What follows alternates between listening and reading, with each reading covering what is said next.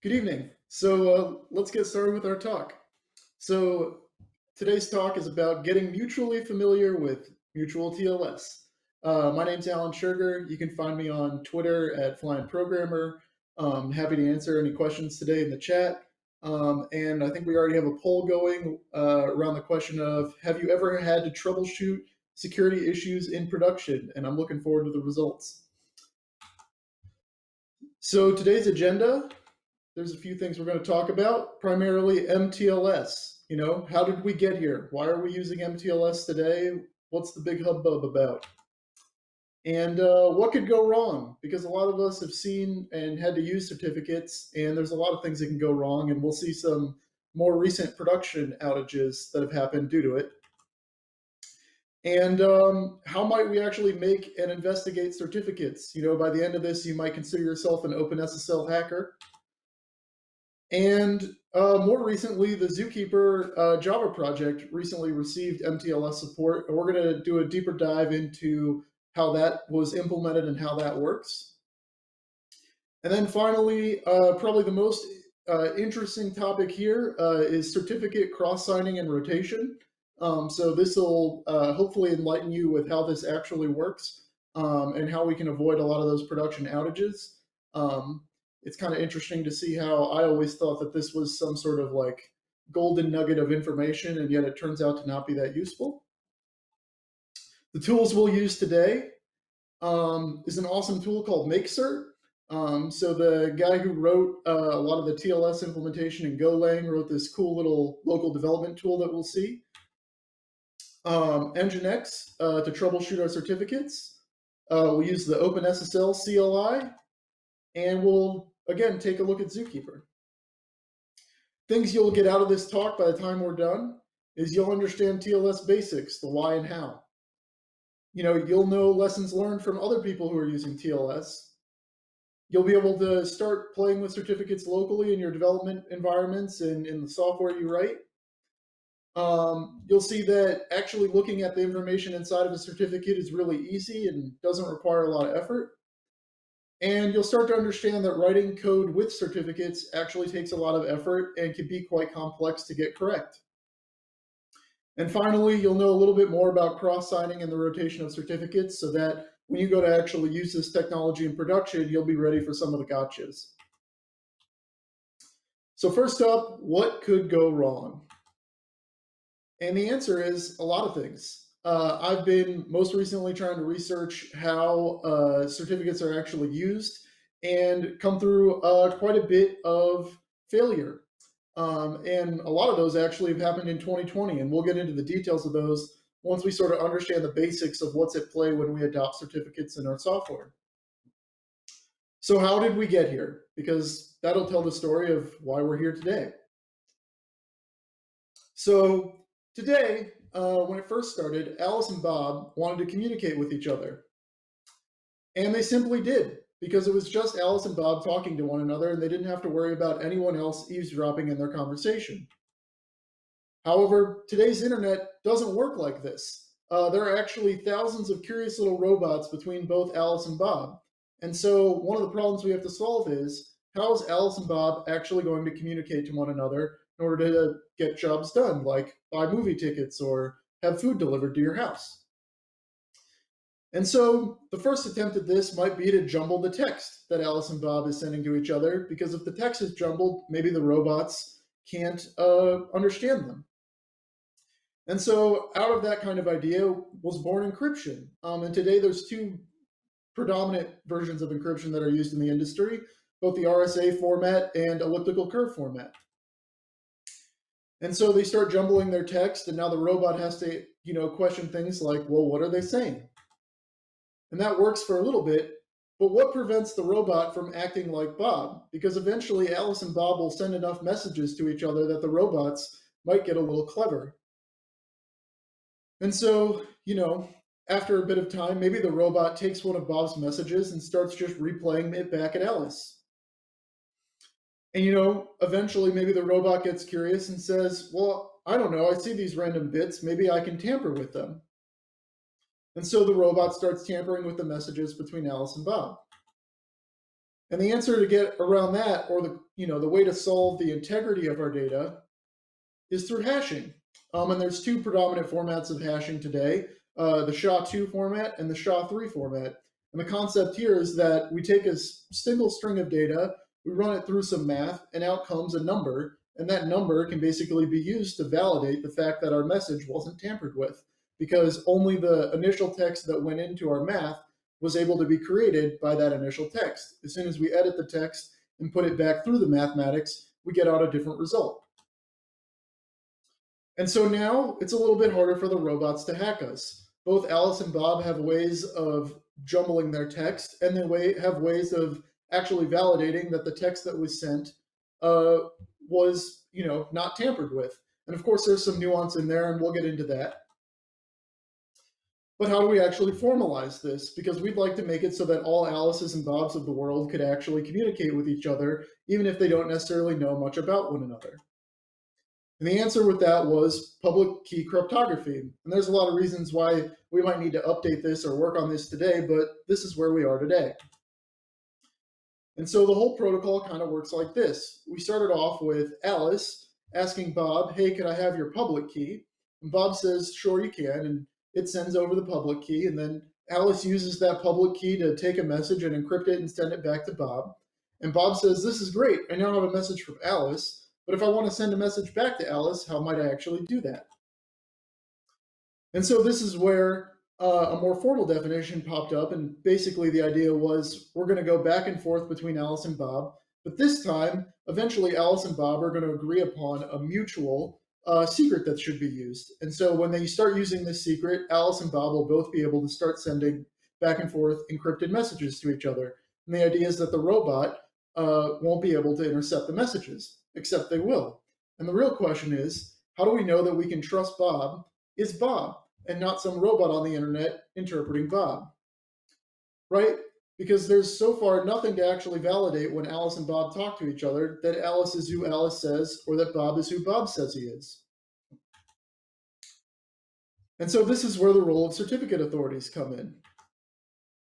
And the idea of a certificate authority is just that Alice will have a list of certificates that she knows she can trust. And so when Alice asks Bob for his certificate, Alice will then ask a certificate authority, hey, are we sure that this is Bob who we're talking to? And that works great, except we're only actually validating in one direction that Bob is who he says he is. We're never validating, or Bob is never validating, that Alice is who she says she is. And so this is the mutual part of TLS, right?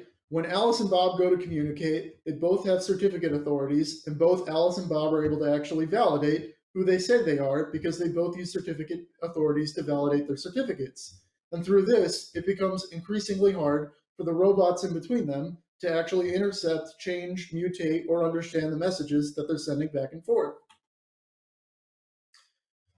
And so here's the few parts to mTLS when we want to get more technical, right? We have this concept of this X509 v3 certificate. And within that certificate contains encryption algorithms and hashing algorithms that are mutually agreed upon.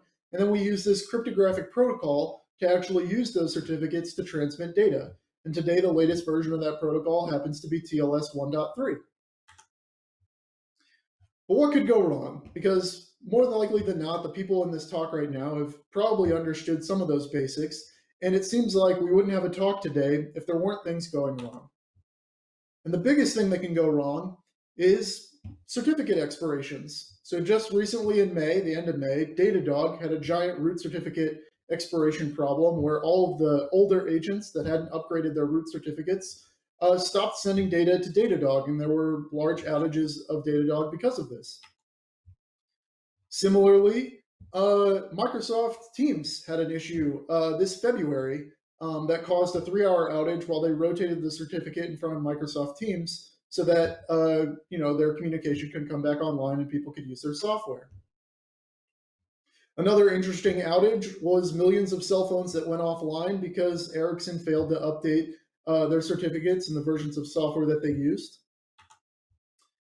And one of my more favorite earlier updates was all of Azure storage went offline in 2013 because their certificates weren't rotated. And what's Interesting about this problem is when we go to actually read the notes of what we should do to avoid this problem, the notes say, hey, we should change all of our connection strings during this outage from HTTPS or using TLS to send data to just dropping TLS. And that seems to be a common theme throughout the entire community. And when we go to actually take a look on Stack Overflow for disabling SSL, we see that there's a bunch of references to disabling TLS and all sorts of software products, but predominantly the Java community. And this is a problem because the whole reason we implemented this system was so that Bob and Alice could talk to each other. So if we're doing things to make it so that Bob and Alice can still talk to each other, but not securely, we're missing the whole point of why we even built this technology to begin with. And it's really not uncommon. Most of our HTTP libraries in Java usually contain some sort of hostname verifier code, and it's quite common to research in these Stack Overflow posts that the answer to getting around your TLS certificate problems is to implement one of these and always return true. And we need to stop doing that. In fact, this pattern has become so familiar that if we look at the OK HTTP library and the actual builder pattern for this, we see that we can inline our verify true clause and that this is an accepted answer to any local certificate self-sign problems when we're debugging our software. And like I said, this needs to stop. There are plenty of tools today to make it so that you don't have to write this code, and instead you could just use certificates that you trust. And so the real question is this what you want? Do you want code bases that maybe have test flags or feature flags in them that disable TLS? The real question is this what you want? Do you want to be continually to put gates in place with no fences around them? Because this is utterly useless for security, right? And to get back to the point, what good is this? The whole reason that we even built this technology is so that these robots couldn't intercept our data. And every time that we put these hacks in place into our code bases, we're making it so that we can go back to this. We have no idea when Alice is talking to Bob and if Bob is talking to Alice. And so we need to fix this. And we must fix this, and we can, and we will. All right, so enough ranting. Let's get back on topic. So the errors I've presented before are easily preventable. Certificates expire, we need to rotate certificates, we need a way to automate that. But why do they keep reoccurring? And the answer is automation is hard, right? How do you actually distribute certificate stores to millions of cell phones? How do you actually make sure all your customers upgrade their Datadog agent so that your outages don't occur? And that's all valid. But I think one of the things that's often lost on most people is that the reason why it's hard to automate these things is that the error messages in our clients oftentimes are wrong or aren't particularly helpful and are different from every library between each other. And for that, I say, error messages are specific to clients and they're oftentimes meaningless. And I'll show this off to you in Chrome later today, right? And this coined my phrase for this topic called garbage is garbage. And we'll see this pop up a few times with a shrug face. Hopefully it makes you smile. So for our library authors in the crowd today, I have a website for you. It's called badssl.com. And it's a really great site for testing your clients to see what error messages your clients give back when you have certificates that have interesting errors in them. And badssl shows off a whole host of certificates that you can test your libraries against to see what the correct error messages are and if you're producing the correct ones.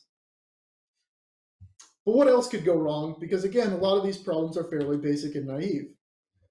One of the more recent issues that could go wrong is some code from Cloud Foundry called CredHub. And CredHub's job is to basically store secrets. And one of the interesting errors that they wrote into their code base is that despite being configured, when CredHub would actually go to talk to their database, they would talk to their database in an unencrypted form.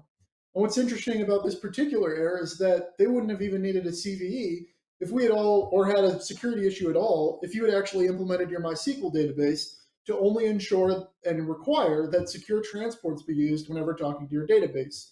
Because the error here is pretty simple. CredHub would always connect insecurely, but if MySQL had actually communicated back, hey man, I don't do that, I store all your secrets, make sure to talk to me over a secure line, CredHub would have never been able to connect to MySQL. Another interesting error that I found close and dear to my heart is a security issue with Nomad earlier this year.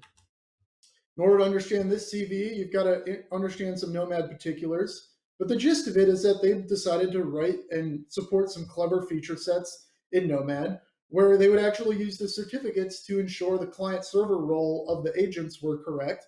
So an agent could either be a server or a client, and in this case, we would validate whether or not they were a server or a client. And then additionally, they use certificates to ensure that when a server and client go to communicate with each other, that they only accept connections between each other's regions. So perhaps if you had a machine boot up and it was in the wrong region, it would be able to turn itself off. We'll see illustrations of this now, right? So a Nomad client wakes up, it goes to talk to a Nomad leader and says, I'd like to join. And if it says that it's a client and it's in the right region, the leader accepts the connection. However, if the client wakes up and says, I'd like to be a server, but presents itself with a client certificate, the Nomad leaders would say, you are not a server and I will not let you in. And again, we would do region verification. So if the server and client present certificates to each other that both agree with their regions, they'd continue to do work. And if the client or server returned back a region that wasn't agreement with one another, the client would hang up and say, I was supposed to connect to region A. You're claiming you're from region B. I will not do work for you. However, with this CVE, the reality was most of those features were not implemented. And so a client with a common name that was completely made up and claimed to be a server, the leaders would allow in because the code simply wasn't in the code base. And that was interesting. Another interesting example is in our etcd database. So etcd is the database, the key value store behind Kubernetes that powers a lot of Kubernetes. And in this case, they have a gRPC gateway with a REST API in front of it. And you could use that REST API to basically proxy your connections to the gRPC gateway. And the concept was pretty simple. You'd have a normal client present a certificate to the REST API, and the REST API would use that certificate to connect to the gateway, and that's how roles would be used. However, in this case, the code base accidentally, instead of forwarding on your normal client certificate, would forward on the REST API's client certificate. And so if the REST API had been deployed with a certificate of elevated privileges more than what the normal client was using, the normal client would have a REST API server that was connecting to it. And more finally, or interestingly, Docker actually used to have an issue. So the way that Docker used to work is that, or supposed to work, is that you could boot up your Docker daemon with a single certificate authority and would use those certificate authorities to validate certificates of connections from clients, and only clients of that certificate authority would be allowed to talk to Docker. However, in their code base, they'd accidentally wired it up so that all certificate authorities on the host would be trusted. And so if you presented a certificate signed by any of the certificate authorities, Docker would gladly give you access. As we know, through the power of Docker, that would effectively make you root. So with all these code examples and interesting ways to certificates, I often ask myself, so how do we start learning? In the face of adversity and not understanding how things work, how do we start educating ourselves about material so that we can get going? And effectively, I started to build some workshops because, quite frankly, Googling answers to these questions didn't yield a lot of things that I could get my hands on. So if you're looking for hands-on examples and want to contribute to a code base and knowledge base on how to actually get started with mTLS and certificates, I've started to build a pretty awesome little workshop base right here. And of course, while building this workshop, oftentimes you're trying to look for things to Google. And the question is, which one of these exists, right? So we posted a poll in the chat, and for time reasons, we're probably just going to keep going. But the question is, if I'm going to go Google search one of these, which of these exist? And so the answer is actually only one of these. There is no such thing as an SSL certificate. SSL is a protocol, and certificates are an entirely different thing. The only thing that truly exists is this X509 v3 format for certificates. And the root of this certificate is in a 236-page book, which I'm now going to present to you. No, I'm not. That would be really boring. But if you're interested in the details and the history of how we got here, this book will hopefully enlighten you with the education you need to understand why we got here and how the whole concept kind of roots itself in this idea of a directory, and a directory is just a listing of nouns, similar to like a phone book or maybe an encyclopedia. But instead of getting into all those gory details and boring history, we're going to plow on with a tool called mkcert and get some hands-on experience with certificates so that we can start to understand what we're doing. And so the first step to mkcert is installing it. It's fairly simple. If you're on Mac or Windows, you can just do your normal brew install or scoop install. Or if you're on Linux, you can install it from downloading the package on GitHub because it's a Golang tool. And the gotcha here is this little Mozilla NSS library. If you'd like mkcert to install the certificates in your browser, you can use this NSS tool to be installed, and the tool will use NSS to properly install your certificate. Once the tool is installed, we actually need to install mkcert. And the concept here is that mkcert will make some certificates and put them in the proper places on your host, depending on your operating system. So on Linux, the first few things it's going to do is it's going to install your certificates in a local shared directory, or if you're on a Mac OS machine, it's going to be on a application support directory. It's going to install that certificate in a system trust store. So if you're on Mac OS, this is your keychain. If you're on Linux, this is somewhere else. And if you're got that NSS library, it'll actually take the effort to install the certificates properly in Firefox and Chrome. And depending on your operating system, those browsers will use different certificate stores to store your certificates. And you'll see why that's so valuable and interesting. So the first thing we're going to do, though, is look at our certificates. So in this case, we'll see that mkcert created two files. The first one with the -key in it is our private key. If we do some research, we'll see that that's just an RSA encryption key. And more interestingly, if we look at the other file without the key in it, we'll see that that's a public certificate, and we'll get some information out of that certificate in a bit. In order to get information out of our certificates, though, we need to use the OpenSSL CLI tool, or at least that's one of the easiest tools you can use.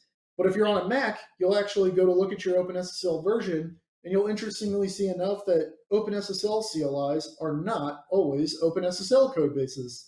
On Mac and OpenBSD, you'll see that LibreSSL is installed instead. The other thing that you'll need to know is that in 2020, the documentation behind OpenSSL is significantly better than it used to be, especially thanks to the LibreSSL community that built out a lot more documentation for it to try and move the ball along. And that these man pages are actually quite pleasant to read and understand. You just have to spend some time with them. Within that man page, you'll see some tools that can be easily used. In this case, we'll take a look at the RSA tool and fairly clear understanding of what the RSA tool can do for us. We'll see that if we're going to use the RSA tool to look at our private key, there's some flags we want to use. In this case, it's just the input flag to tell OpenSSL where our key is. And we don't want to look at the certificate because that's going to be in gibberish. And but we do want to see the text version of it because we're a human and not a robot. So when we go to string this all along, we'll get some text out. And the text is basically got three big things in it. So the first thing is the specification of the format follows an RFC called RFC 3447. You'll also see that in a lot of cases, our private keys use this public exponent with this number that's hard-coded of 65537. And there's a link here for the discussion on that. You can Google that number and public exponent to get some understanding of why we hard-coded that. The gist is a trade-off between speed of computing encryption and ease of use, basically. And then the following things are just large numbers. They're literally just large integers that we use to actually do the encryption with. So that's pretty boring for the private key. The more interesting thing, though, for this talk especially, is taking a look at its certificates. And we can use basically the same command, OpenSSL, except this time X509. We input our certificate file path. We tell it we want to see the text. We don't need to see the certificate. And out will come a bunch of information inside the certificate. In fact, newer versions of OpenSSL actually have specific flags to get out specific data in your certificates. So in this case, the first thing that might be interesting is the serial number. And the thing to know about a serial number is that it's only valid with the certificate authority or the tool that actually made the certificate. So you can have security or serial number overlaps, but when you do, you know that the certificates must be either identical or from different certificate authorities. And it also would be fairly uncommon to get that overlap. The next most interesting thing that seems to be the cause of a lot of pain is expiration dates. So if you take a look at the dates of your certificate, you'll know when the certificate is going to be trusted. Either before, don't trust it before a certain time because maybe you're pre-building all these certificates, or not to be trusted after a certain time because you want to make sure that the certificate is rotated and shouldn't be trusted anymore. And now we'll take a break for a quick Q&A. We'll see if there's any questions in the technical chat. It doesn't look like there are, but I don't know.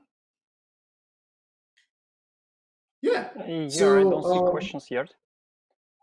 Okay. Yeah. So with that, we'll just let's keep continue. on going. Yeah, there's a lot of content.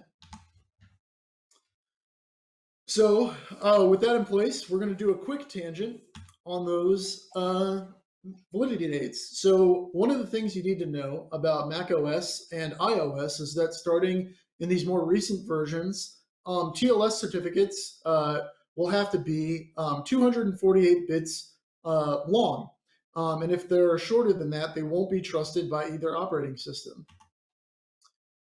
Another thing you need to understand, and this is an interesting game that we play, is that TLS server certificates can only have a validity date of 825 days or fewer, unless those certificates were issued before July 1st of last year, in which case this security exclusion doesn't apply.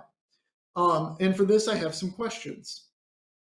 So it's often brought up in the community that shorter certificate expirations is a good thing and should be celebrated.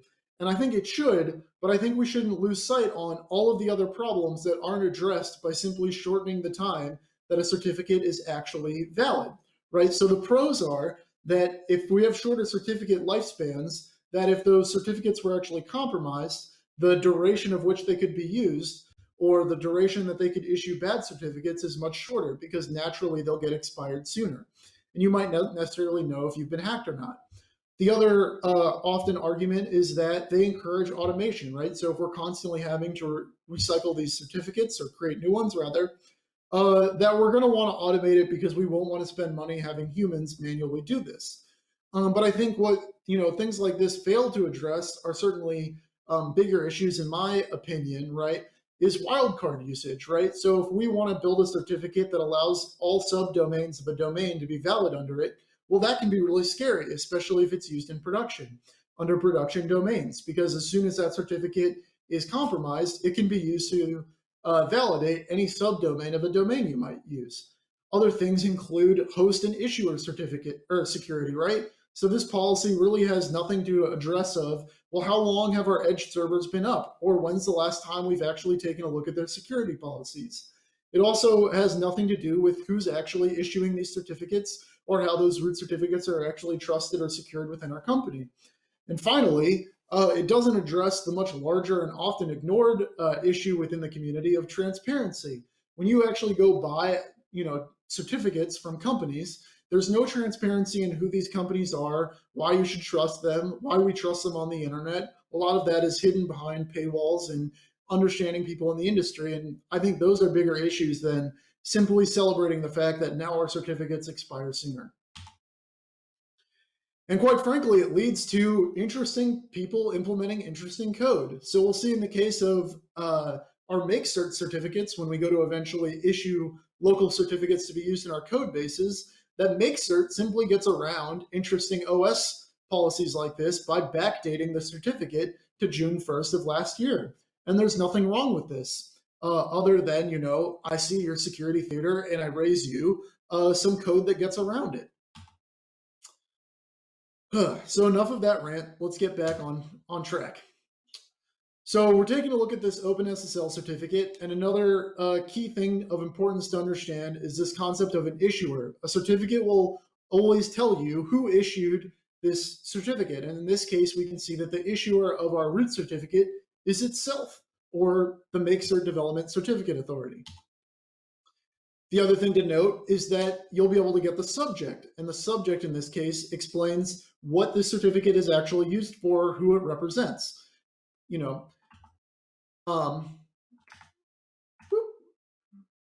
So in this case, this example isn't great because we're taking a look at our root certificate, and in this case, the issuer and subject are the same, but we'll see in a little bit when they are different.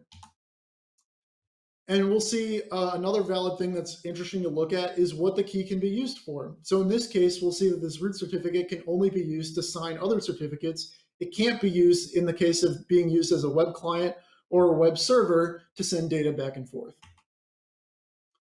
And finally, it's interesting to understand this subject key identifier. So you'll need to make note of this B9D5 number because we'll see this pop up in the certificates we issue to be able to start building this certificate chain, which brings us to another off-road. Certificate chaining, or a certificate chain of trust.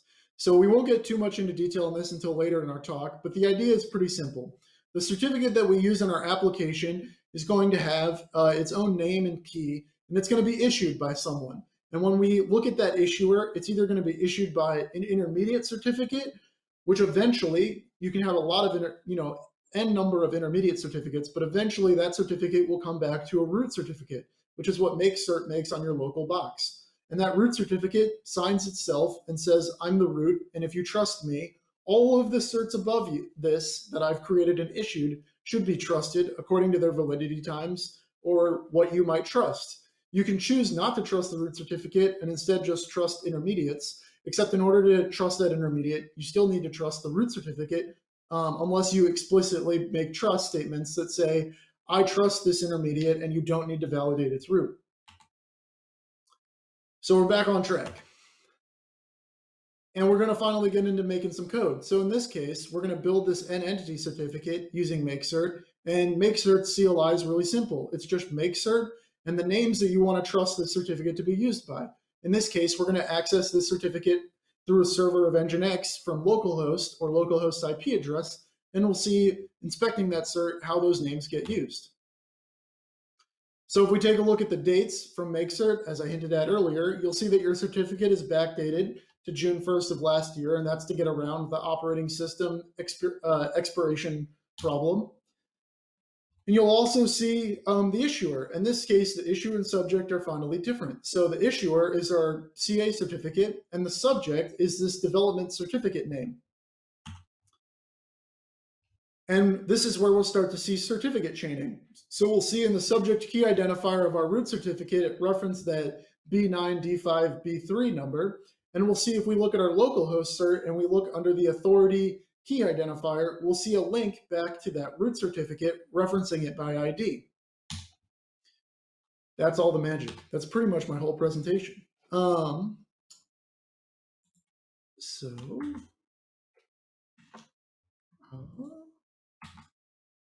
some reason, my slides are not progressing, and I'm not exactly sure why.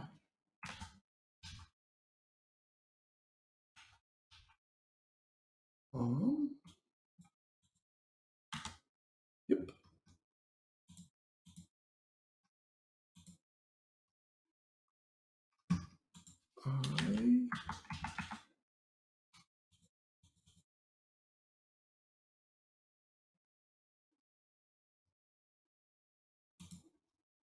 It looks like I've been dropped from the Zoom meeting.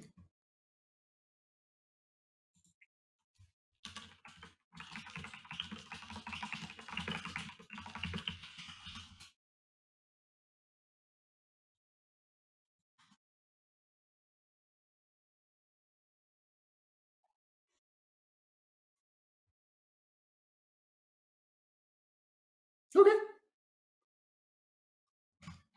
Oh, okay. Let's clarify. And well, frankly speaking, I have one point missing from what you described. Is not just one, but you mentioned serial number in connection with certificate authority. Can you please clarify what is the significance of the serial number and what is the practical use of it? Yeah, so the serial number is like a serial number that we'd use anywhere else.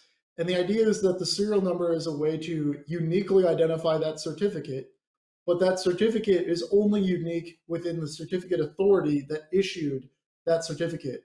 So the practicality of using a serial number could be used to validate that the certificate we're getting back from the server or client is actually unique and can be tracked, but it can only be assumed to be unique within that certificate authority. So it's not good enough to just validate that a certificate has a specific serial number. You need to do some more investigation into that certificate to know that it actually represents who you think it represents, because it's quite possible, although very unlikely, that you could issue a certificate from another certificate authority and they have overlapping serial numbers. Does that make sense? Okay, so yeah, makes sense. So basically, you should not compare a certificate by its number only, right? Right. Okay, Yeah. cool. You need to use additional information to still validate it is what you think it is. Yeah.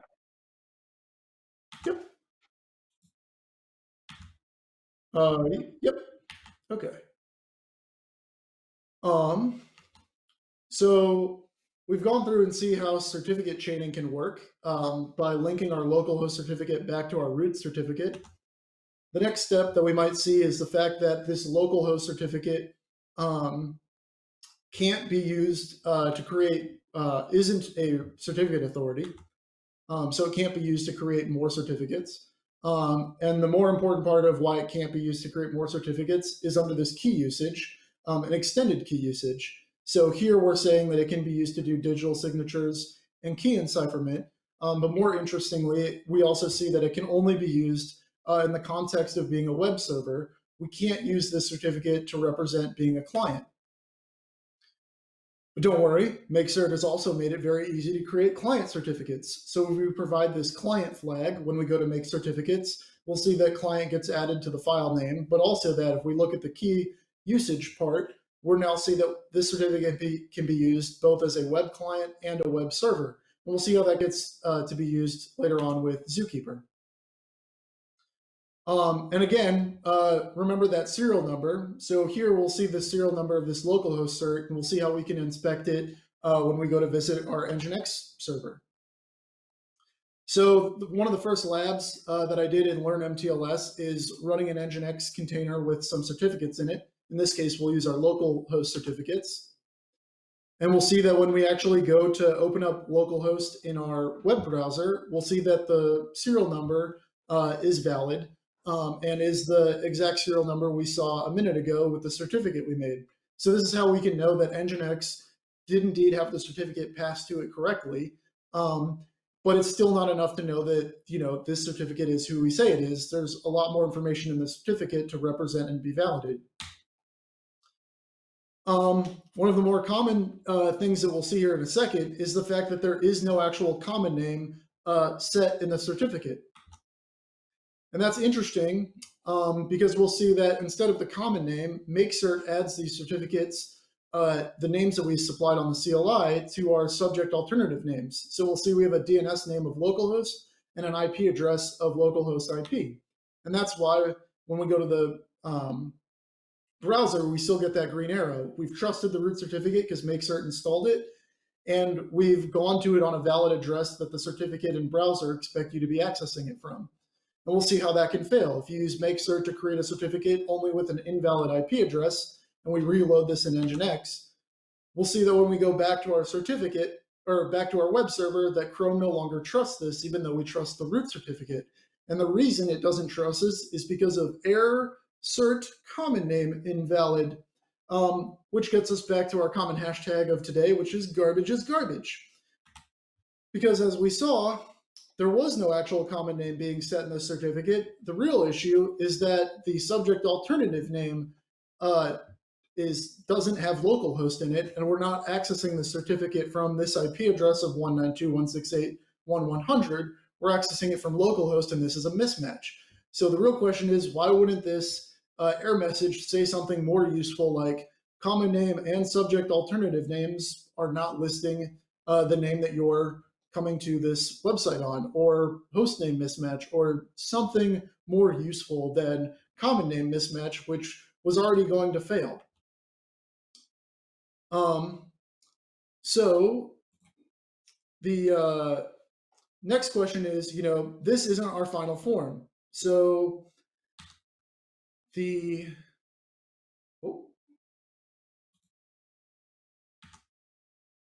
All right. So we can actually do some clever things with the OpenSSL CLI tool, and we'll see that we can use it to connect to websites using the sclient command. And here we went to Google and we saw that OpenSSL was able to validate our certificate. And this CLI tooling is going to be really helpful in troubleshooting production issues.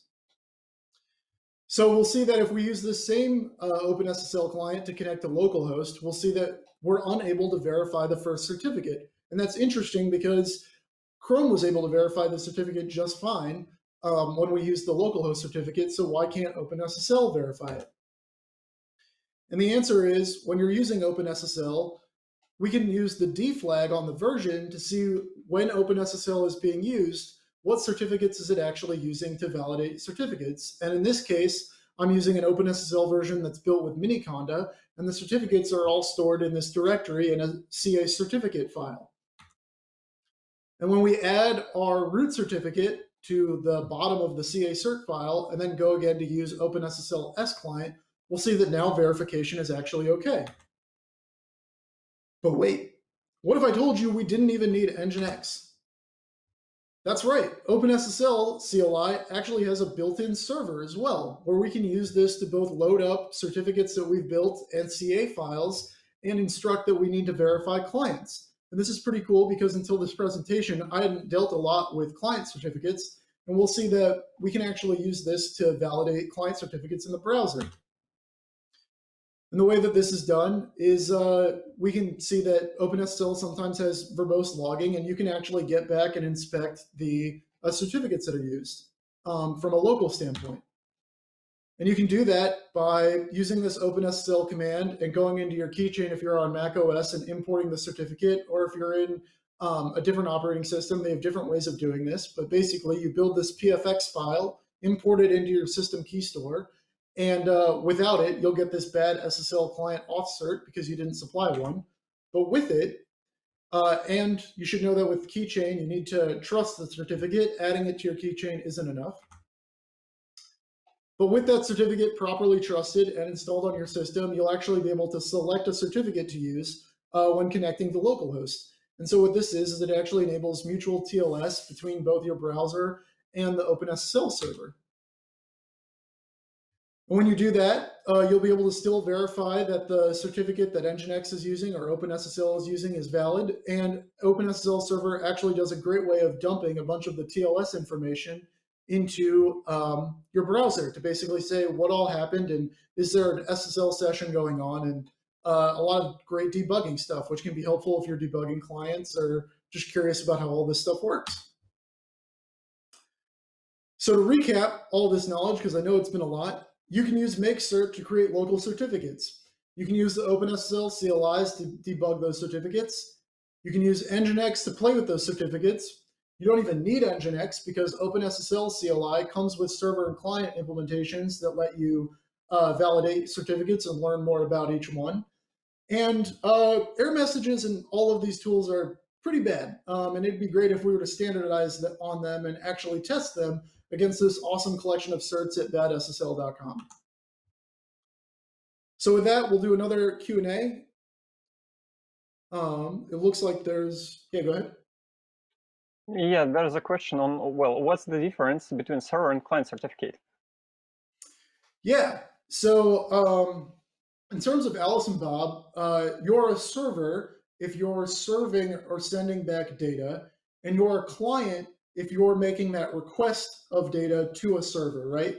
So in our Alice and Bob example, Alice or Bob could be a client or a server, but when it comes to actually initializing and doing the TLS protocol and exchanging certificates, there's always a server that is always listening on a port waiting for a connection, and there's a client that's going to start with that connection into that server. So I don't know if that clarified the difference between them, but that's the difference between a server and a client.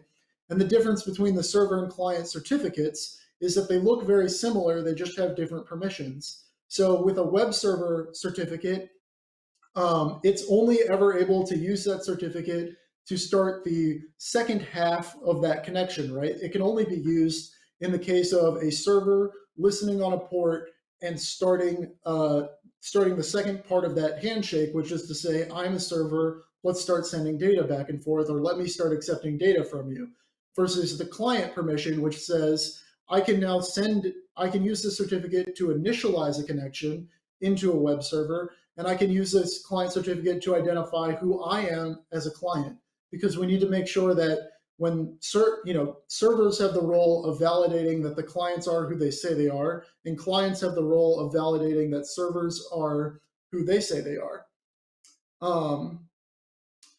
Looks like we got another question in the chat, which I'll take right now, which was, may have missed this in the talk, but what's the whole point of building certificate chains? And so the whole point of building certificate chains comes down to the rotation and limiting the blast radius of if that certificate is made invalid or compromised for whatever reason, how many other certificates are going to be affected by that certificate being compromised. Or when we go to rotate that certificate if something goes wrong, or if that certificate expires and something goes wrong, how many clients are going to be affected by that? So you can see kind of one of the more interesting use cases for these intermediate certificates is with Amazon and Amazon RDS. If you look at the way that they set up their certificates for accessing databases, you'll see that they build a different intermediate for every region within Amazon. And this allows them to basically say, well, if we completely mess up our certificates in US East 1 and our clients have done what they say they should, or the people who pay for Amazon have done what they said they should be able to quickly move their data to a different region. And while we're dealing with this region outage, the certificates in this other region are completely valid and we haven't done any maintenance on them. So you should still be able to use them in production.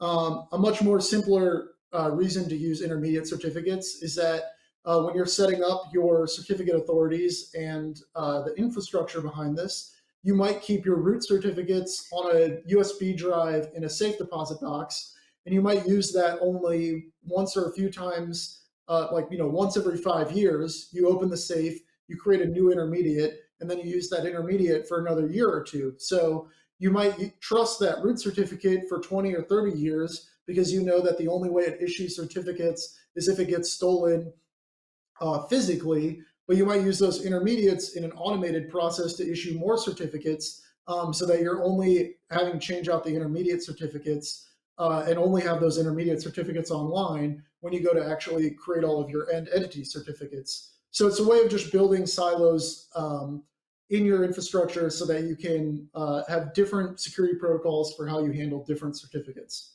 Hopefully that answers that question. Great questions, and feel free to ask more. There will be another Q&A section, I believe, at the very end, although we are short in time. So I believe after this talk, there will be additional questions, and I'm happy to answer them offline as well after this talk. So now that we know a bit about mTLS and how certificates are used, let's take a look at Zookeeper and take a look at how Zookeeper's implemented mTLS. So if you don't know much about Zookeeper, I'll keep it brief. It's a key value store like etcd, but totally different. And a Zookeeper cluster consists of at least 3 nodes typically to build an ensemble. That ensemble is built to basically create a quorum, and within that quorum of nodes, we elect a leader. So the concept is that Zookeeper can only accept writes to that leader, and that leader is in charge of replicating that log to other members within the ensemble, and therefore we get high availability. Clients then connect into those Zookeeper servers and are able to actually use the API that Zookeeper exposed. So clients are able to set key values, and that's pretty great. And then in the most recent form of Zookeeper, it's also got an admin HTTP API that can be used to validate that the cluster is happy and healthy and doing everything secure or everything correctly. So the problem here is that before mutual TLS, all of the data in all of these systems was being transferred in the clear. And so the real question is, why do we care about mTLS? And this kind of goes for all servers that are implementing mTLS. It's not Zookeeper specific, right? It's why do, it's great that Alice and Bob can send messages, but in today's day, why do we still care? And what are the more nuanced answers? And the answer is that a lot of us who are running on cloud providers are relying on Zen. And Zen's code base is awesome and robust, and there's a lot of people that care about it. But the reality is that Zen has had a CVE count of over 296. So if there's an error in Zen, while it might be very easy to exploit your code because, again, it's low-level software that's controlling the host of your system, if we can use mTLS, and if mTLS could have been used to prevent the decryption of your data, well, that would have been really great. Another reason to consider mTLS is the fact that the hardware in your data center isn't probably built by you. And your hardware has some interesting features in it, right? So if it's an Intel box, there's the Intel management engine that's been susceptible to issues. And if you're an Amazon or Google, they both have their proprietary system chips in their servers to ensure security. And while I trust that Amazon and Google are probably doing the right things and genuinely care about their customers' security, you didn't build these chips. And it's important to know that while, yes, these chips can influence the system at levels that are out of your control and could completely negate the fact that mTLS is working, it's very probable that mTLS would still secure the data being transmitted between your machines. And it's one of your best practices to prevent hacks at those system levels from instantly getting your data because your data is being transmitted in the clear. Another issue is zero-day attacks, right? So even if everything is secure, if someone finds out a new hack today and security companies haven't been able to identify that hack or been able to patch or alert you to the fact that that hack is happening, it's quite probable that mTLS could save you because, again, your data is being encrypted, and to the best of your ability, you're trying to securely transmit that data. Another popular one is printers and coffee pots. It's quite possible that your printer's been exploited and it's on a VLAN that it's not supposed to be. And so in order to secure your data, just because that printer or coffee pot's been exploited, the coffee pot can't siphon off all the traffic on the network because the traffic is encrypted and there's nothing of value there. It's just a bunch of random bits. But more likely than not, the real value of mTLS is probably insider threats, right? So if you have a service that's controlled by a small number of people, those people are the only ones that have access to decrypt or encrypt your data, well, then it's going to be a lot harder from people within your company or threats inside your company from stealing your data because only a few people actually have access to decrypt the data between your services. I can't just plug my laptop in your corporate network and start stealing your data because it's encrypted and only a few people have access to decrypt it. So the whole thing starts with a chain of trust, and we have to start by protecting the server communication. So to do that, they implemented mTLS between the Zookeeper servers, and particularly between how that quorum is elected. Because again, if I could hijack the Zookeeper servers, well, then I have access to all your data. Then we need to protect the client communication, right? So in order to protect that, we implement mTLS between the servers and the clients so that we can validate servers are clients. And finally, none of this would be any good if we didn't protect the data between the admins and the API. So we protect that with mTLS as well. And under the hood, we'll see some code, and we'll see that the Zookeeper quorum code actually acts as a server and a client, which gets back to, what's the difference between a server and a client certificate? Well, if Zookeeper was just serving data to clients or just sending data or being part of that second part of that TLS handshake, it would only need the web server portion or property of that certificate. But the reality is that when the quorum works, the Zookeeper servers are both sending and receiving data, and it uses the same key store in order to do this. So in order to do this correctly, the Zookeeper server quorum key store and trust store with key store stores the key that the server and client are going to be used. But that certificate needs to both have the web client and server properties because it's sending and receiving data. And finally, if we look at the configuration within the server, we see that both the quorum code and everything else, the client and the admin API, use two different sets of key stores and trust stores. And so these can contain different certificates to validate at different levels, and we'll see that in the code base in a minute. So if we look at the configuration, these are what the Java properties look like. It's pretty straightforward. You just specify a key store that contains the keys you're going to use to do the encryption, and a trust store that's used as the certificate authority to trust the certificates when Zookeepers or to be validated against the certificates that the clients and servers use between each other. So the first thing that the Zookeeper documentation tells you to do is build different key stores for every server that you use. And in this case, in order to get this to work, you'll need to set up your Zookeeper servers with some host names that are valid and can be reversed. So in this case, I've used ZK1 private and non-private to represent private and public IPs. Of course, if you only have the private domain space, you only use private IPs, then you only need the one domain. And we'll see that if we use and follow their example, that out of the box, it doesn't work. And it doesn't work for a simple error message that says an IP address doesn't equal the domain name. And if you start to look into the code base as to why, you'll find that there's this concept of basically certificate validation. And we find our error message in the code base. It's fairly straightforward.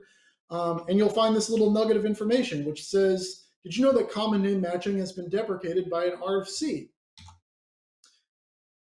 Which I said, wait, what? So it turns out that if you've been doing SSL certificates, the common name of the certificate is what you maybe were used to using to validate the certificates. But this is why mkcert doesn't use it. And it's basically back in 2000, 20 years ago, we decided to deprecate this field as something to be used to validate certificates and instead use those subject alternative names. So this is why that chunk of code is in the code base. But the more interesting part that the Java code is trying to tell you is that it actually failed to validate both the host name and the host address. And the reason for this is that if we look at the socket that actually gets created when the clients and servers go to communicate with one another, is that when the client comes in to communicate with the server, it only comes to the server with an IP address. So the reason why the host names and addresses don't match is that the certificates were never made with the host address as a subject alternative name, so the connection was refused. And we can dig a little deeper and see that, well, why was it trying to perform this hostname verification? And it's in this check client trusted code. And inside of this, we know that the IP address is only ever going to get validated because of how it was programmed.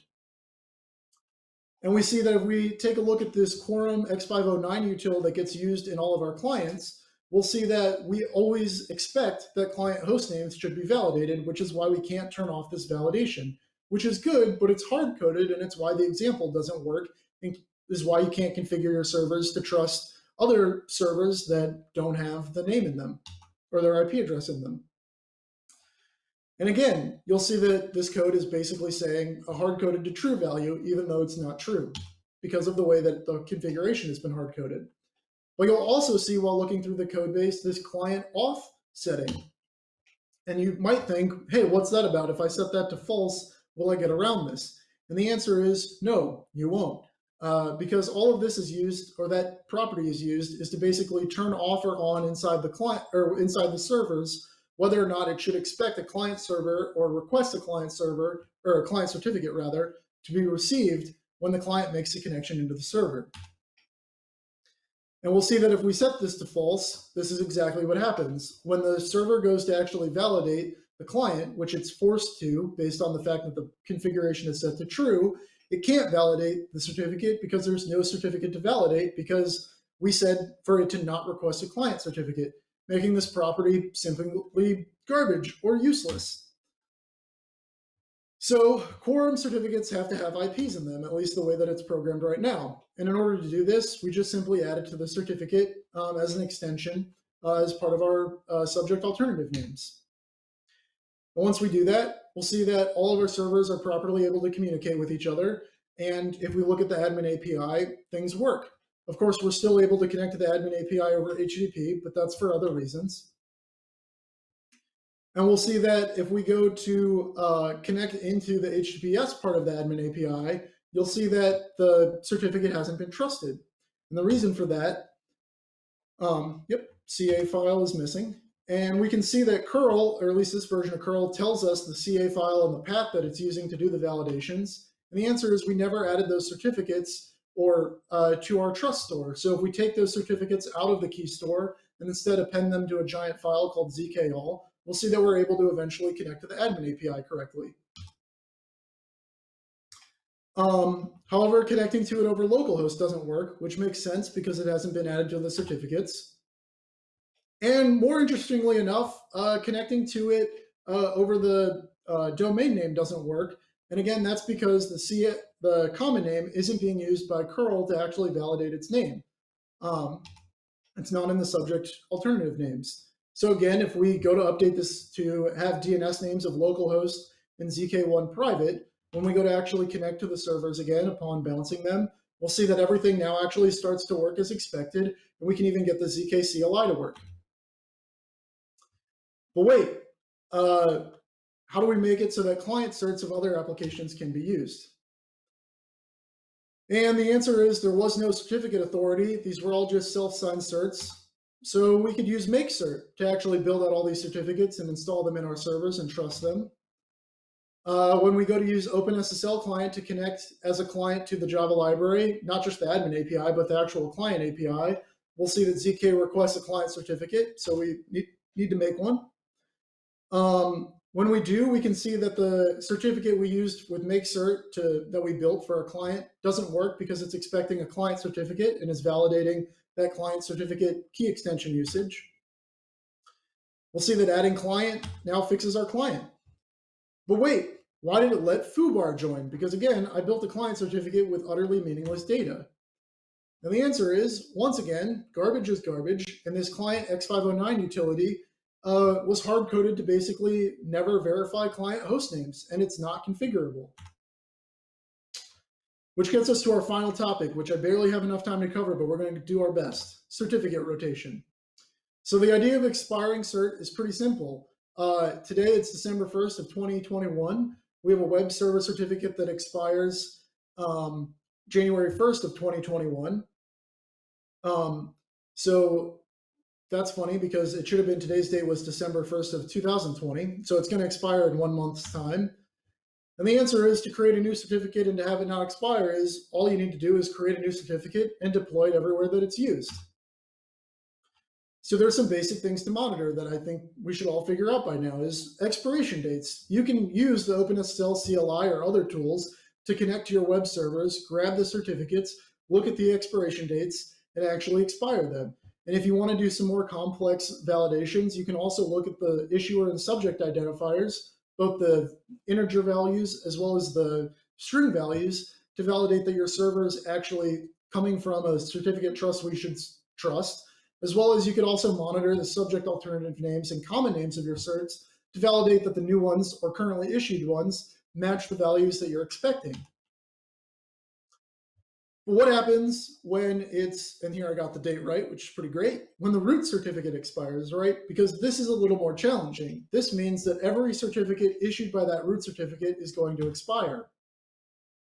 And the first step in this is you can create a second root certificate. And the next process is to deploy the root certificate to all of our trust stores. Because again, just because we created the root certificate doesn't mean that we trusted it. It's only trusted if we add it to our certificates. So in order to create, and the only real solution here is to create a new certificate and to deploy that certificate. So here we'll see that the issuer of the root certificate's name is root2, and the issuer of our new web certificate is root2. The issuer signatures match, and we represent that this certificate can be used to represent foo.com or any client coming to it from the domain name foo.com. And then we need to follow up and actually delete the original root certificate from the trust stores, leaving behind only the root certificate 2 in our trust stores. This ensures that if clients have bad implementations of certificates trusts and they continue to trust certificates that have been expired, that we no longer trust any of the certificates expired from that expired root certificate, because that's the whole point of the root expiration. But what about certificate cross-signing? Because oftentimes I find on the internet that somehow we think that this is going to fix the problem or make it easier. And the answer is these are still not the droids you're looking for. Root certificate expirations and rotating off of root certificates never gets any easier than deploy the new root certificate, start using the new root certificate. Because here's how the gist of the problem here, and this is that certificates can only ever have one issuer signature. You cannot have a certificate that's been issued by 2 signatures, allowing a branching mechanism within your certificates. Most of the PKI infrastructure today only allows validating that your cert came from a single issuer and where did that issuer come from. And we'll see how that works when we go to actually cross-sign certificates. So in this case, we created 2 root certificates, our first root that's about to expire and our second root that we're about to replace. And then we created a third root that looks awfully like an intermediate certificate.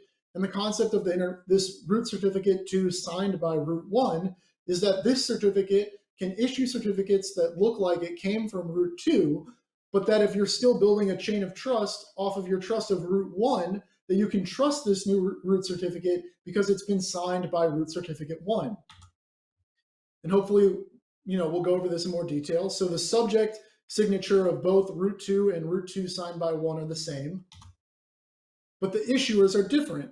Root 2 by itself is signed by itself, and root 2 signed by 1 is signed by the first root certificate that we made. And we see that when we create web certificates off of this root 2 signed by 1 certificate, or even just the root 2 certificate, we can build a chain of trust because the web certificate has an issuer signature of 78, and we can trust that that signature came from the root 2 certificate signed by 1 because that certificate has an issue signature of 1234, and we trust that original root certificate. But the gotcha here is that cross-signing never actually fixed the expiration date of our original root certificate that builds our entire chain of trust. So all of these certificates will still be invalid or not to be trusted if we're only trusting the original root certificate that expires January 1st of 2030. So to go over that again, because I know it's a lot to take in, certificate cross-signing, the value of it is kind of a myth and a legend. There's no getting around the fact that you have to deploy the second root certificate somehow. You need it in all of your trust certificates. And even if you do cross-signing, you still have to at some point rotate out your root 2 signed by 1 certificate because its chain of trust relies on a certificate that's going to expire. And then my final question to you is, what did cross-signing do any of this other than make things more complicated, cause more redeploys, and didn't solve your initial problem of needing to build automation? So to go over things that we covered today, and again, I see that there are some awesome questions in the chat. I hope we get to those. Things that we covered today is that mTLS combines multiple technology and allows our software to communicate to each other securely. Certificate expiration dates should be monitored with automation. Inspecting and validating certificates can be done with OpenSSL CLI tools as well as others. Sometimes OpenSSL isn't always OpenSSL, and you should check your operating system to figure out what actual library is being used. Shorter certificate expiration is important, but it's also security theater, and we need to make sure that we keep pushing the industry to have better security practices and more transparency. Castle and moat security is dead, which is why we still need to use mTLS and can't trust that the servers in our data center are talking securely to one another over the clear. We know that writing software to use mTLS takes a lot of effort, as can be seen by the Zookeeper community. We know that hard coding configuration is still bad even when we write our mTLS configurations. We know that different aspects of software might need different certificates with different configurations. We know that clients must be able to validate servers, which again gets back to the mutual part of TLS, because we know that the mutual part of TLS means that servers must be able to validate clients. And we know that rich error handling would go a long way to make things more debuggable, even in large projects like Chrome, where the errors are basically meaningless. And we know that certificate rotation, no matter how you slice or dice it, requires automation. There's no getting around eventually deploying that root 2 certificate, and it all starts with automation. Things that weren't covered in today were revocation lists, which are important if you need to revoke a certificate before it's expired, or more complex topics like onboarding existing clusters to mTLS because maybe you're using a version of Zookeeper or etcd or any kind of software that now has mTLS support that started off without it. And then, of course, we didn't cover running your own PKI infrastructure, which is important to actually adopting mTLS. Two big tools that you can go look up are HashiCorp Vault, as well as AWS Certificate Manager Private Certificate Authority, where AWS will actually run a private certificate authority infrastructure for you. And finally, if you'd like to contribute or work on these things by hand by yourself, I built this awesome little workshop called Learn mTLS. It's still pretty rough around the edges. I'd love contributors and help to make it great, because I think the resources that exist today aren't great, and this could be a replacement for those. And that's it for my talk. It looks like we only have a few minutes left. I know there are questions still in the chat, and I'll definitely be part of that Zoom discussion to cover those. Yeah, thank you, Alan, for the amazing talk. And well, I would like to select the following question. Can you please highlight like the best certificate format and the worst certificate format? So what should we use to store certificates? Yeah, so I think, most of those key files, the question was what should be used to store those certificates. A lot of times I see that people build certificates, or oftentimes with like SSH, you'll see that you'll build these private keys and you won't put passwords on them. So the first thing that you could do is make sure that your private keys actually have passwords on them. In relation to actual mTLS and the security of those certificates, a lot of like Kubernetes, Nomad, a lot of these newer deployment tools have ways of storing those certificates in mechanisms that are more secure, like secure enclaves of sorts. So, like Vault, for example, allows you to store those certificates and issue those certificates strictly from an API. Nomad and Kubernetes allow you to grab those certificates at runtime and store them in a secure partition that's mounted into your container. But the goal is that we should never leave those certificates just running around leaving them on our servers in the plane for people to go store and steal. They should try and be secured with passwords, or preferably only in memory, and never written to disk. Okay, great. I think we can discuss more questions in the discussion zone right after the talk. So please, everybody, feel free to come. Yeah, thank you very much, Alan. Thank you, Vladimir, for supporting with Q&A session here. As Vladimir said, Alan and Vladimir will wait you in discussion zone and Zoom webinar. So please follow the link and enjoy the discussion there. Thank you very much, folks. It was really nice to see you here in such virtual room, but we have what we have, right? Thank you very much.